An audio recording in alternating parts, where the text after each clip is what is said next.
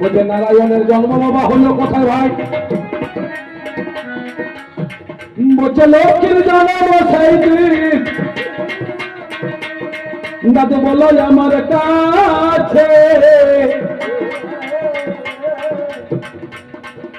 বলতে পারো নদী ভাই বলি তোমার কাছে।